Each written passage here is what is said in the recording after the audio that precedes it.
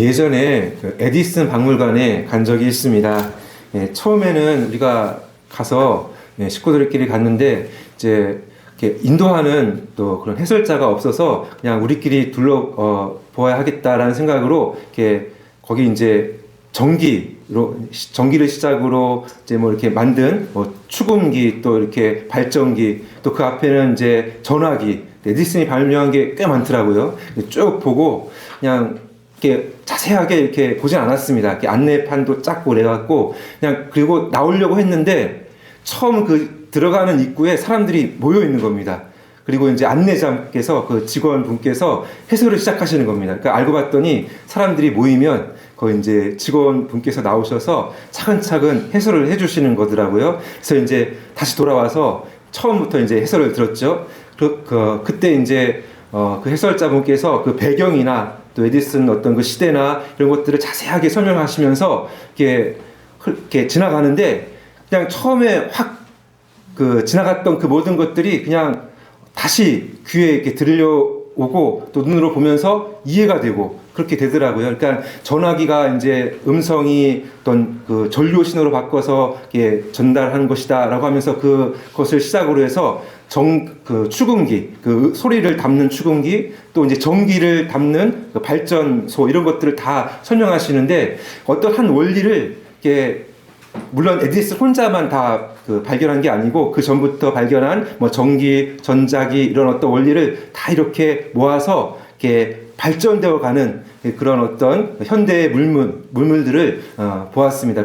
이제 거기가 이제 아마 TV까지 이렇게 나오고 그 다음에 현대에 이제 이렇게 넘어가서 이렇게 그 극장으로 인도해서 이제 그 옛날의 어떤 그 소리를 이렇게 들려주면서 이렇게 하는 건데 참 어떻게 보면은 현대 물물의 어떤 그 흐름을 이렇게 딱 그 한 장소와 그 시간 안에서 이해하게끔 이렇게 하였던 것을 볼 수 있었습니다. 그러니까 이것을 제가 말씀드리는 이유는 그 해설의 중요성도 있지만 어떤 그 일반 은총 속에서 이렇게 과학 문명의 발달 그리고 지금 현재 우리가 이렇게 누리고 있는 이 문명의 발달도 참 좋고 그리고 그런 어떤 과정을 통해서 온 것이다라는 것을 이렇게 말씀드리고 싶은 것은 아니고 그것도 좋지만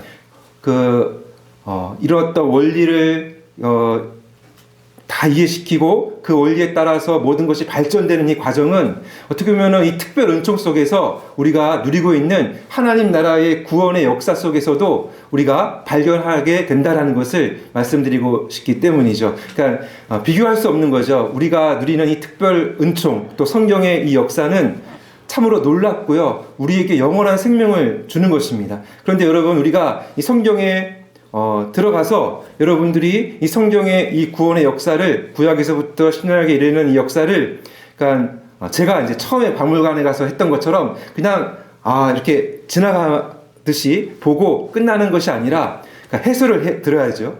해설을 들어서 그러니까 성령께서 깨닫게 하시는 그 은혜 속에서 이것이 이렇구나. 그리고 이것이 그냥 이 구약 이 시대만이 아니라 이 말씀이 이렇게 연결되어서 이렇게 발전되어서 지금 오늘날 이렇게 성취되었고 또 앞으로 완성을 향하여 가는구나 라고 이렇게 이제 여러분들이 좀 이렇게 은혜 가운데 깨닫고 신앙생활을 하시면 어떻게 보면은 이제 더 성숙하고 더 성장하는 신앙생활을 하신다라는 그러한 말씀을 드리고 싶어서 이야기를 먼저 꺼냈습니다. 그런 의미에서 우리가 창세기와 언약이라는 그 주제를 통해 계속해서 살펴보고 있는 대로 우리가 앞에 이제 창조 때부터 살펴보았지만 그 핵심되는 그 주제가 언약이었지 않습니까? 하나님께서 공개적으로 특별한 관계를 맺으시면서 약속하신 것이 이제 쉽게 설명드리면 언약이라고 할 수 있는데 이 언약을 통해서 하나님께서는 구원 계획을 이루시고 하나님의 백성들과 그 하나님의 백성들을 통한 그 하나님 나라의 통치를 이루신다라고 말씀을 드릴 수가 있는 것입니다. 그러니까 이 언약이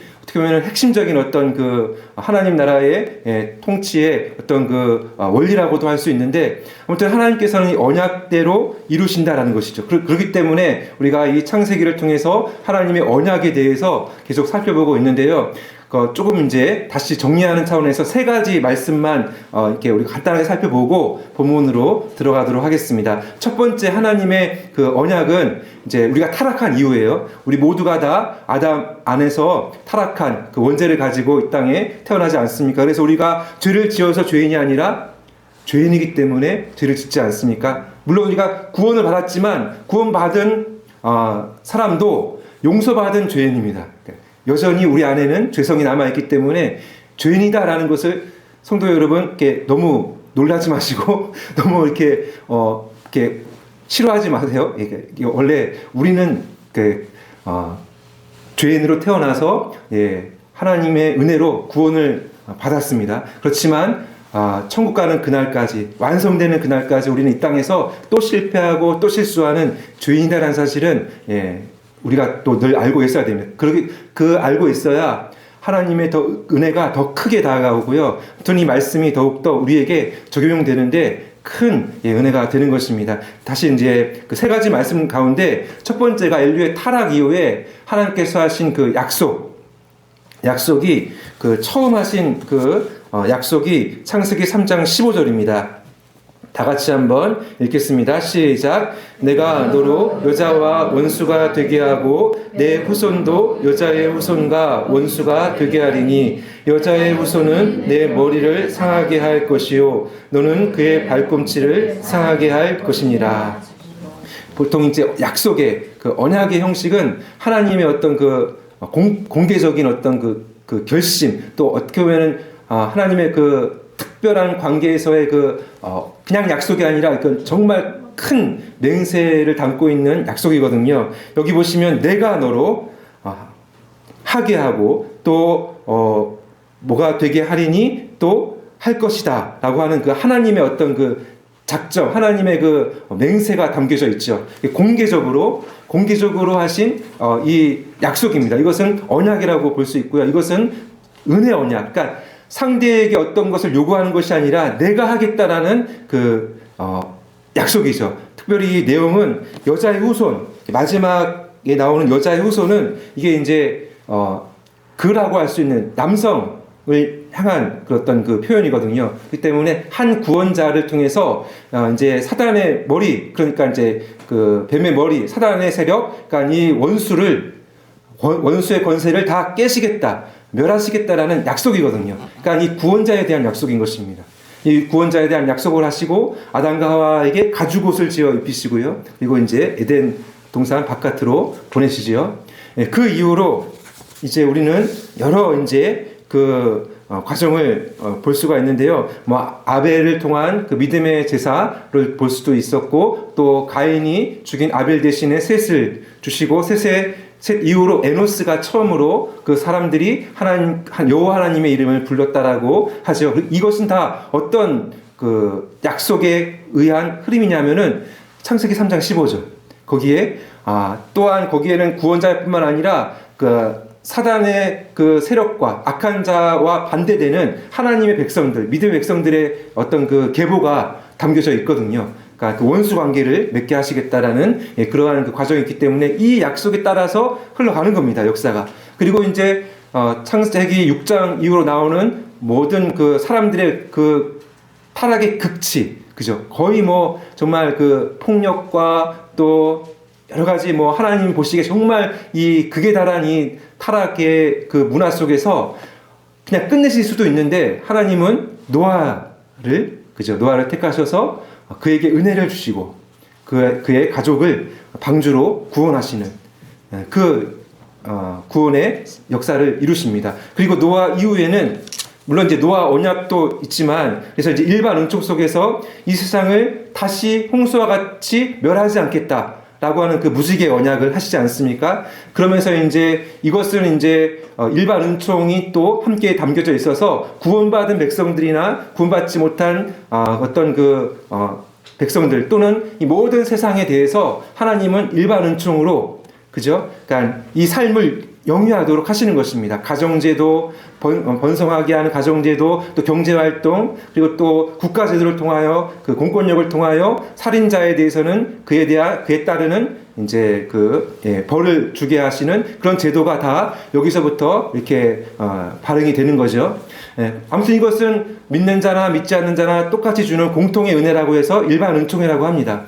그런데 그 기반 위에서 하나님은 계속해서 그 구원의 약속을 이뤄 가시죠.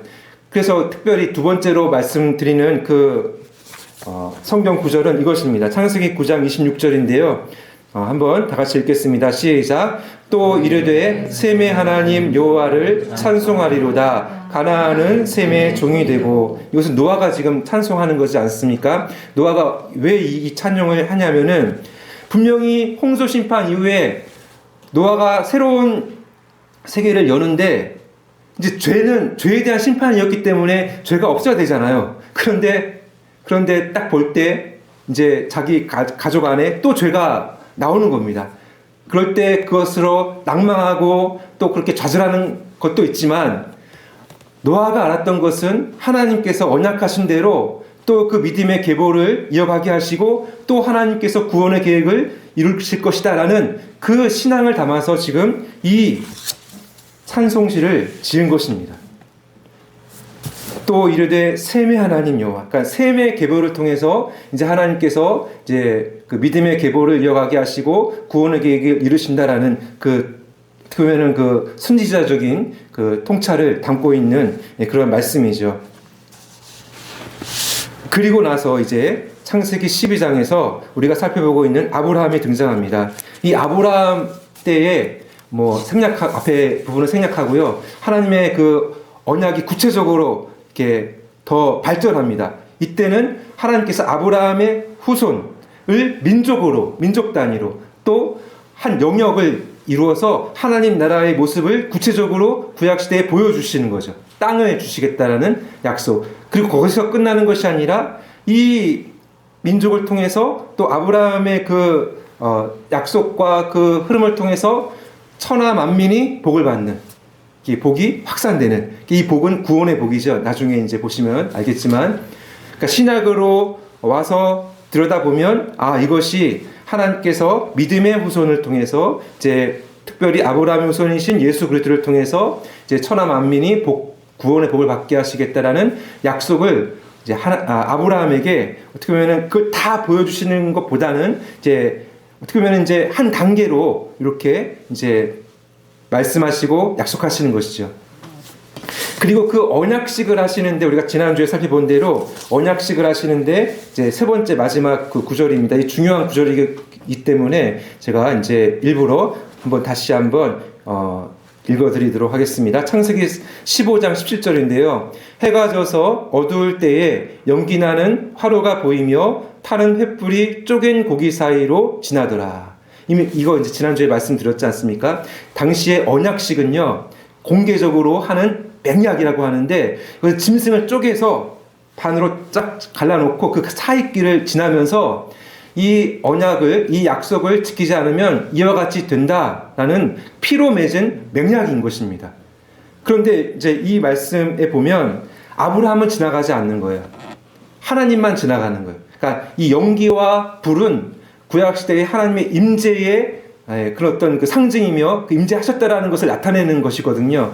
그러니까 이 출애굽기에도 이제 나오지 않습니까? 불기둥과 구름기둥, 연기와 타는 그 연기와 또 불, 이게 시내산에서 나타난 하나님의 임재의 그 영광의 모습이었지 않습니까? 그런데 여기 창세기 3장 17절에 이 고대 언약식을 하는데 하나님만 지나가시는 거죠. 이 말은 무슨 말입니까?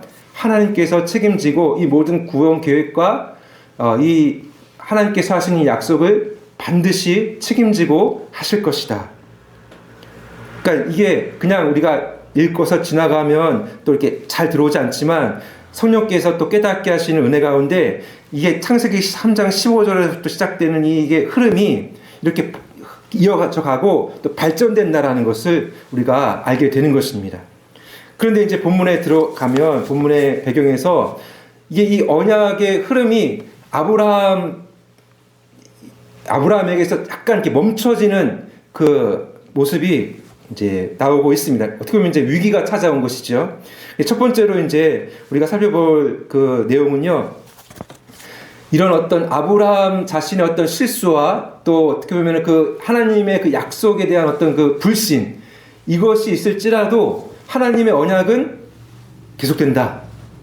그러니까 고쳐서 쓰신다. 뭐 이런 말씀을 드리고 싶은 것인데요. 첫 번째 요지를 한번 읽어보겠습니다. 시작. 아브라함 언약은 하나님의 은혜와 이끄시는 목적이 있습니다.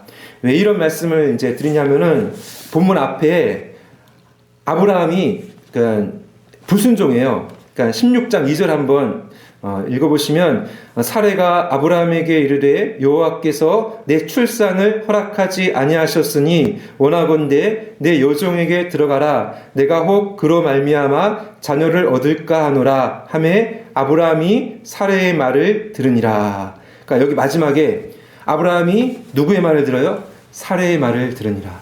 그러니까 10년쯤 지났어요. 부르심 받고 가나안 땅에 들어와서 산지 10년쯤 지났는데 아직 하나님께서 그 부르심 받을 때부터 후손에 대한 약속, 땅에 대한 약속, 뭐 복을 뭐 흘려보내겠다라는 그런 그 계획을, 어마어마한 계획을 하시는데, 또 당장 그 본문 앞에서도 그 횃불 언약이라고 해서 막 그 언약식을 친히 하시고 그렇게 하시는데, 지금 이게 지금 후손이 안 나오는 거죠. 그래서 이제 그 당시에 썼던 방법으로 사레가 요종을 들여서 이제 아브라함의, 이것도 이제 아브라함 몸을 통해서 나오는 거지만 그렇게 하였던 것을 보게 되는 것입니다. 이것은 분명히 하나님께 대한 불순종이죠. 하나님과의 그 언약 관계에서 그래도 하나님께서 물론 책임지고 그 언약 관계를 이뤄가시지만 그래도 언약의 당사자인 아브라함은 그 언약을 믿고 기다려야 하는 것이지 않습니까? 그런데 그 아브라함은 여기서 이제 불순종하는 것을 보게 됩니다. 그러니까 이 하나님과의 그 은혜 언약 관계에 있는 사람은 이제 순종해야 하는 그 의무가 있죠. 그런데 이제 여기서 한 가지 우리가 꼭 짚고 넘어가야 할 것은 이 구원받는 하나님의 언약의 대상으로 구원받는 것은, 그러니까 어떻게 보면은 이제 그 사람의 자격이나 순종의 여부에 따라서가 아니라 아브라함을 통해 보면 부르심을 받고, 그러니까 택하심으로 부르심을 받고 그다음에 믿음으로 구원을 받는 게 먼저이다라는 것입니다. 그렇지 않고 완전해야 구원받는다, 완전하게 해서 너가 이렇게 하나님 앞에서 자격을 받아야 된다라는 그런 식으로 하면은 아브라함은 이게 안 되는 거죠. 아브라함은 믿음의 조상이 될 수가 없었던 거죠. 그런데 아브라함은 먼저 앞에 보시면 하나님께서는 그의 믿음을 의로 여겨주셨습니다. 그러니까 그의 어떤 자격이나 공로나 어떤 순종의 정도나 성숙의 정도가 아니라 믿음으로, 그러니까 하나님의 약속을 신뢰함으로 그가 받아들여졌다라는 것입니다. 이것은 로마서의 믿음으로 구원받는 것을 이제 대표로 보여주는 그러한 가장 중요한 그 말씀으로 우리에게 가르쳐주고 있습니다. 그러니까 오늘날에도 마찬가지입니다. 아브라함을 들어서 보여주시는 그 신앙의 어떻게 보면 표본은 우리가 부르심을 받고 자격이 없지만 또 우리 안에 여전히 죄성을 가지고 있는 죄인이지만 하나님께서는 하나님의 말씀을 통해서 믿음으로, 오늘날에는 예수 그리스도를 믿음으로 우리는 구원받는 하나님의 백성이 되는 것이다 라는 것을 보게 됩니다. 그러니까 우리가 하나님께 인정받고 받아들여지는 것은 전적으로 은혜다라는 것이죠. 믿음조차도 아브라함을 보면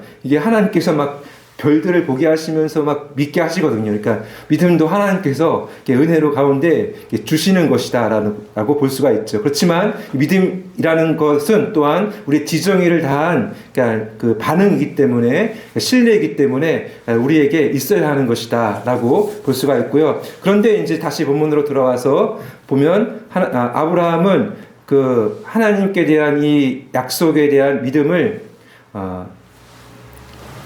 끝까지 이제 지켜가야 하지만, 믿음에 따른 순종을 지켜가야 하지만 그렇지 못했다라고 해서 이제 하나님 앞에 어떻게 보면 이제 그 약속의 만약에 그 고대 언약식으로 하면 두 사람이 지나갔다면 아브라함 어떻게 되는 거죠? 심판, 그러니까 저주받아야 되는 거지 않습니까? 그런데 하나님만 지나가시고 그 은혜 언약 가운데 이미 아브라함은 하나님께 받아들여진 사람이기 때문에 저주는 안 받습니다. 그러니까 심판받지 않고 대신에 징계는 받습니다. 아브라함에게 어떤 징계가 왔죠? 갈등. 나중에 보면 이제 사라와 또 이 하갈이 갈등하고, 나중에 또 보면 이스마엘과 나중에 낳은 이삭이 또 갈등하고, 네, 그렇죠. 그리고 또 본문에 들어와서 이게 13년 후예요. 그러니까 본문 앞과 본문이 13년이 걸립니다. 그러니까 이스마엘 낳고 13년. 그러니까 하나님의 어떤 그 친밀함과의 어떤 그 말씀과의 교제가 멀어졌다라는 것이, 그게 어떻게 보면은 성도들에게는 징계다라는 것입니다. 그러니까 하나님과의 그 관계에서의 신분은 변하지 않지만 관계가 멀어지면 누구 손해죠? 결국은 우리 손해지 않습니까?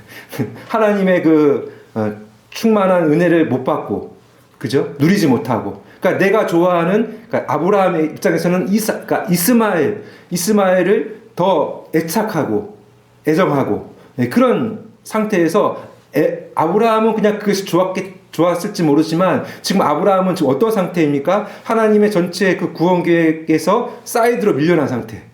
그죠? 그러니까 얼마나 큰 보면은 이제 징계일 수가 있는 거죠. 근데 하나님께서는 또 이 은혜 언약 가운데 있는 성도를 저주하지 않으시고 심판하지 않으시고 징계하시지만, 이건 침묵으로 징계하시지만 다시 나타나시죠. 본문 17장 1절 다 같이 읽겠습니다. 시작. 아브라함이 99세 때에 여호와께서 아브라함에게 나타나서 그에게 이르시되 나는 전능한 하나님이라 너는 내 앞에서 행하여 완전하라. 여기서 행하여 완전하라. 이제 뒤에 이제 하나님께서 그 언약에 따르는 여러 가지 또 요구를 하시는데 그것을 행할 것이고 또 완전하라라는 것인데, 이 완전하다라는 의미는 그 언약의 목적과 그 방향에 맞게 순종해라라는 것입니다. 그러니까 이 완전하다라는 것은 어떤 그 목적을 채워가는 가는 어떤 순종의 행위거든요. 그러니까 그렇게 하라. 그러니까 믿음으로 구원받은 백성들은 자기 마음대로 살아도 되느냐? 안 된다. 뭐 이렇게 또 하나님의 어떤 십계명 말씀이 이 도덕적인 말씀이 필요 없냐? 필요하다라는 것으로도 이렇게 설명드릴 수가 있는 거죠. 그러니까 그래서 이제 이 하나님 앞에서 아브라함 어떻게 했냐면은 본문 3절로 5절에 보시면 이렇게 기록하고 있습니다. 아브라함이 엎드렸더니 하나님이 또 그에게 말씀하여 이르시되 보라 내 언약이 너와 함께 있으니 너는 여러 민족의 아버지가 될지라 이제 후로는 내 이름을 아브라함이라 하지 아니하고 아브라함이라 하리니 이는 내가 너를 여러 민족의 아버지가 되게 함이니라. 그러니까 다시 한번 이 정체성을 새롭게 하시는 것입니다. 그러니까 무엇을 더 하라 하지 말라 이게 아니라 너 이름 바꿔라. 이름 바꾼다라는 것은 그 이름을 가진 사람으로 그 가진 사람답게 살아갈 것을 요구하시고 또 그렇게 살아가게 하시겠다라는 하나님의 의지가 담겨져 있는 것입니다. 그러니까 우리가 자녀들 이름 지을 때, 그러니까 이름을 지으면 특히 성도님들이 이름을 지으면 좀 이렇게 뭔가 다르게 짓지 않습니까? 우리 은성이도 은혜와 성령으로 살아가라고 지었는데, 물론 하나님만이 하실 수 있는 일이죠. 우리는 할 수 없고. 그런데 지금 아브라함을, 그러니까 존귀한 아버지를 아브라함, 그러니까 많은, 더 높은 그런 어떤 그 열국의 아버지라는 이름으로 바꾸신다라는 것은 하나님의 의지가 담겨 있는 겁니다. 내가 이렇게 살게 하겠다. 너는 그렇게 너를 그렇게 살게 할 것이기 때문에 그렇게 살아야 한다라는 어떤 그 정체성을 먼저 주시는 것으로 볼 수가 있습니다. 그러니까 여기서 우리가 한 가지 알아야 될 것은, 여러분 이제 세상에서 이길 수 없는 대상은요 하나님이십니다. 하나님 의지는 못 이겨요. 하나님 의지는 우리가 이길 수가 없는 거예요. 그러니까 우리가 할 수 있는 것은 그냥 엎드리는 겁니다. 그러니까 아브라함처럼 엎드리는 거예요. 그럴 때 하나님께서 말씀하시면서 우리의 신앙의 정체성을, 성도의 정체성을 새롭게 하시는 것입니다. 우리가 전적인 은혜로 구원받지만 그 다음에 우리의 신분은 포기되지 않지만 분명한 것은 하나님의 그 은혜 언약 가운데 있는 성도들이라면 하나님 앞에서 그러니까 마음대로 못 산다는 것입니다. 근데 이것을 잘 들여다보면 이게 정말 큰 어떻게 보면 우리에게는 가장 큰 유익이죠. 왜냐하면 하나님의 뜻대로 살아간다는 것은 천지를 창조하시고 그 모든 미래의 일을 작정하시고 그대로 이루시는 그 하나님의 뜻 가운데 살아간다는 것은 어떻게 보면 가장 인생을 잘 사는 것이죠. 그리고 가장 복되게 사는 것이죠. 그런데 때로는 우리가 아브라함처럼 내 육신을 더 왜냐하면 우리가 완전하지 않기 때문에 가만히 있으면 우리는 자동으로 그냥 내 마음과 내 뜻대로 살아가는 그 성향이 남아있기 때문에 그냥 가는 거죠. 그렇지만 하나님은 포기하지 않으시고 또 말씀하시고 또 말씀하시면서 다시 이 방향으로 다시 하나님께서 가리키는 목적대로 가야 한다. 그러니까 방향을 돌려 세우시는 것입니다. 그러니까 진짜 성도들은, 그러니까 진짜 믿음이 있는 성도들이라고 한다면 현저하게 죄 가운데 빠져 있지를 못해요. 양심의 가책이 있을 뿐만 아니라 성령께서 그냥 막 방향을 바꾸시고 여러 가지 환경의 어떤 징계 있지 않습니까? 또 때로는 그러니까 이상하게 되던 일도 안 되게 하시고 뭐 이런 것도 있습니다. 또 이런 어떤 그 과정 속에서 우리를 돌려놓으시는 거죠. 이게 잘못됐구나. 그러면서 하나님의 의지 가운데 우리를 엎드리게 하시는 것입니다. 그러니까 우리를 그냥 억지로 우리의 의지를 꺾지 않으세요. 아브라함도 보세요. 그냥 13년 내버려 두시지 않습니까? 근데 그 때가 되어서 딱 나타나실 때에 아브라함은 엎드리는 것을 보게 되고요. 우리가 성경을 통해서 꼭 알아야 하는 것은 이 흐름이 다 하나님의 의지 가운데 하나님께서 약속하신 대로 시간과 공간을 떠나서 이루신다라는 것이죠. 그래서 그 한 예로서 출애굽기 6장에 보시면 그 아브라함 때로부터 400년 지난 그 때에 하나님은 어떻게 이제 이 과정 속에서 또 하나님의 언약을 이루시냐면은 다 같이 한번 읽어볼까요? 시작. 이제 애굽 사람이 종으로 삼은 이스라엘 자손의 신음소리를 내가 듣고 나의 언약을 기억하노라. 그러므로 이스라엘 자손에게 말하기를 나는 여호와라. 내가 애굽 사람의 무거운 짐 밑에서 너희를 빼내며 그들의 노역에서 너희를 건지며 편팔과 여러 큰 심판들로서 너희를 속량하며 너희를 내 백성으로 삼고 나는 너희의 하나님이 되리니 나는 애굽 사람의 무거운 짐 밑에서 너희를 빼낸 너희의 하나님 여호와인 줄 너희가 알지라. 이 언약의 공식은 하나님은 우리 하나님 되시고 우리는 하나님의 백성이 된다라는 이 것인데요. 하나님께서는 이 모든 언약을 계속 밀고 나가시는 겁니다. 아브라함에게 그 횃불 언약 하실 때도 분명히 아브라함에게 말씀하셨습니다. 너희 후손이 400년 동안 그 억압을 받을 것이고 또 4대 만에 이 땅으로 돌아올 것이다 라고 분명히 말씀하셨거든요. 창세기 15장 거기 횃불 언약 하실 때에 그대로 지금 출애굽기에 나타나는 것이죠. 언약을 기억하셔서 그대로 이루시는 것입니다.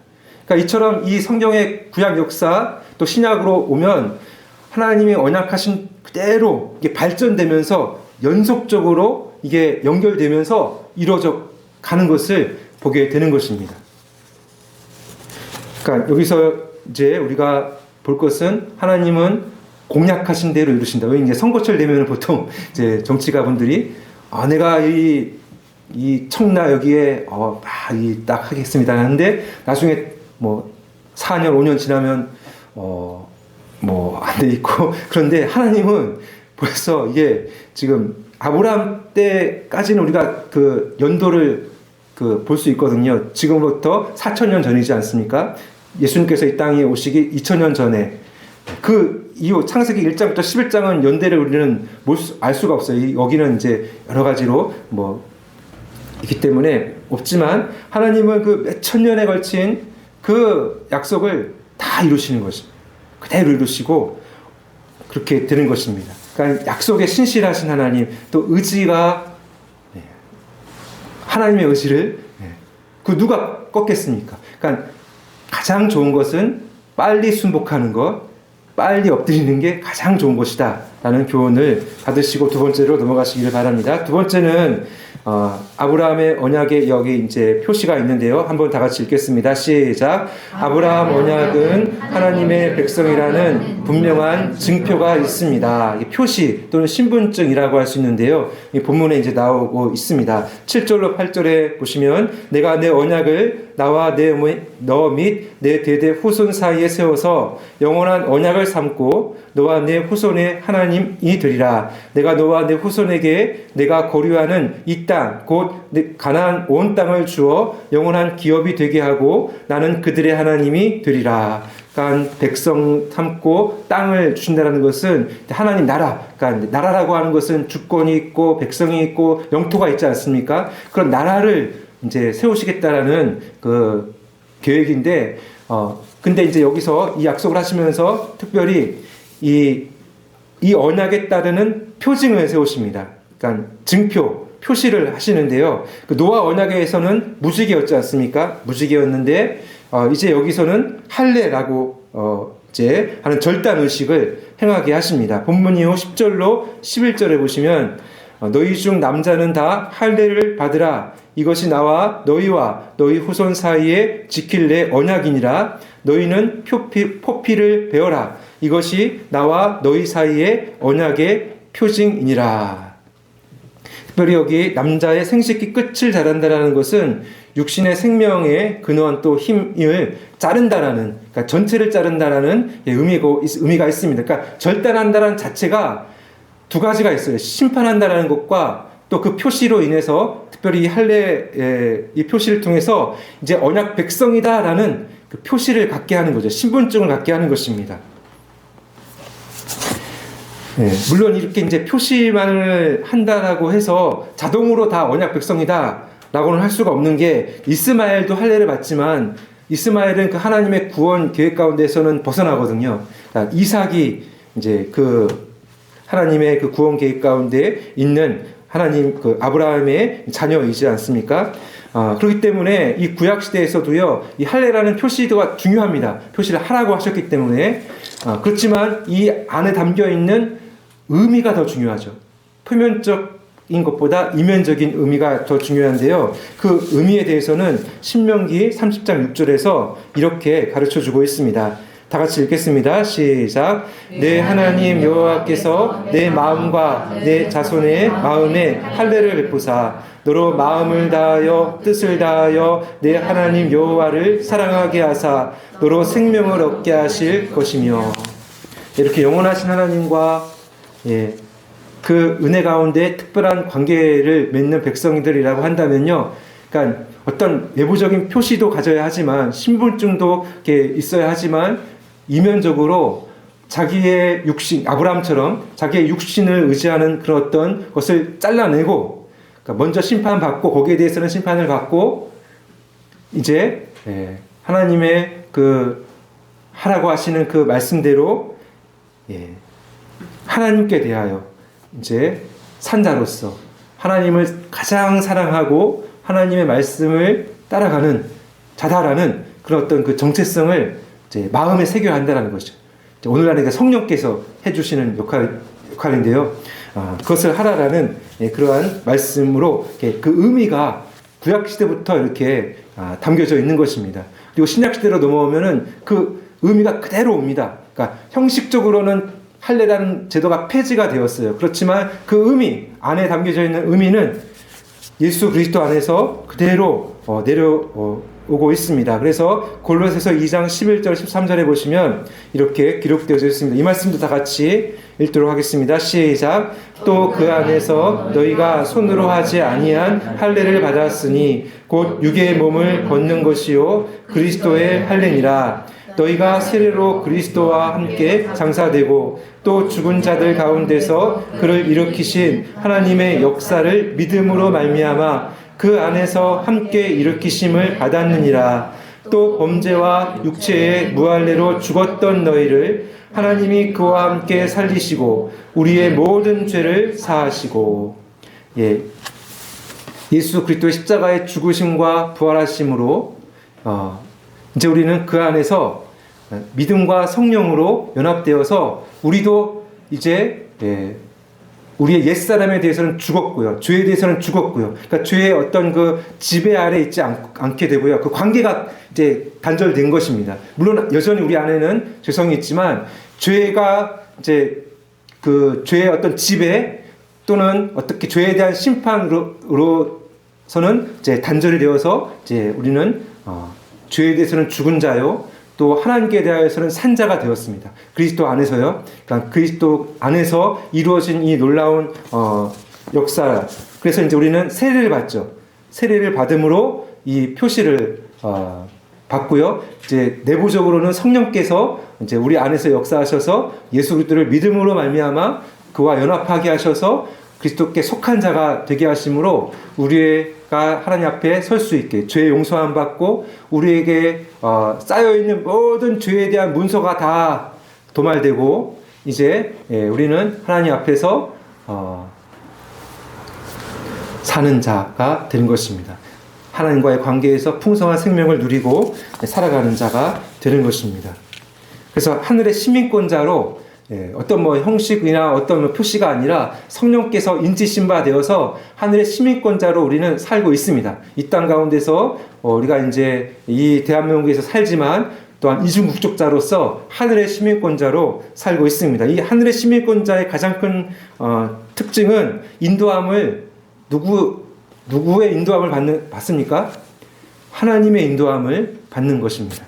성령의 인도하심을 따라 살아가는 자가 하늘의 시민권자이죠. 여러 가지가 있지만 전 여기서 약하고요. 이제 말씀을 정리하면서 주 안에서 살아가는 여러분, 오늘날 우리의 성도들은 아브라함 언약의 성취의 시대를 살고 있습니다. 2000년 전에 모든 약속의 성취자이신 예수 그리스도 안에서 구약에 나오는 모든 언약이 다 성취되었습니다. 그러니까 예수 그리스도는요, 여자의 후손입니다. 그 여자의 후손입니다. 바로 그 구원자입니다. 그분께서 십자가로서 사단의 권세를 단번에 멸하셨죠. 그러니까 사단의 권세라고 하는 것은 죄와 사망의 권세를 다 깨셨습니다. 그죠? 그리고 이제 아브라함의 후손으로서 이제 우리 모든 성도들, 그러니까 우리 성도들뿐만 아니라 모든 열방 가운데서 뭐 인종 또 남녀노소 다 떠나서 예수 그리스도를 믿는 자에게 주시는 영원한 하늘의 기업이 있고요. 또 하나님의 자녀됨의 복이 있습니다. 그것을 이제 뭐 갈라디아서에서도 잘 말하는데, 그러니까 아브라함에게 하셨던 언약이 예수 그리스도 안에서 다 성취가 된 것입니다. 아브라함의 그 후손은 그가 누구였냐? 바로 예수 그리스도다. 예수 그리스도이시고 또한 예수 그리스도를 믿는 자가 아브라함의 영적인 후손들이어서 아브라함에게 약속하신 모든 걸 다 받는 겁니다. 하늘의 기업을 다 상속받는 겁니다.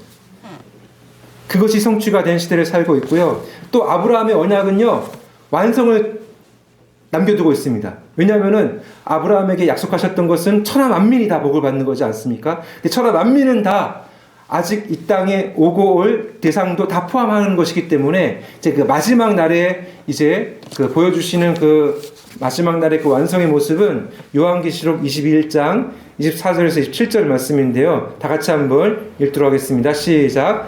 만국이 그 빛 가운데로 다니고 땅의 왕들이 자기 영광을 가지고 그리로 들어가리라.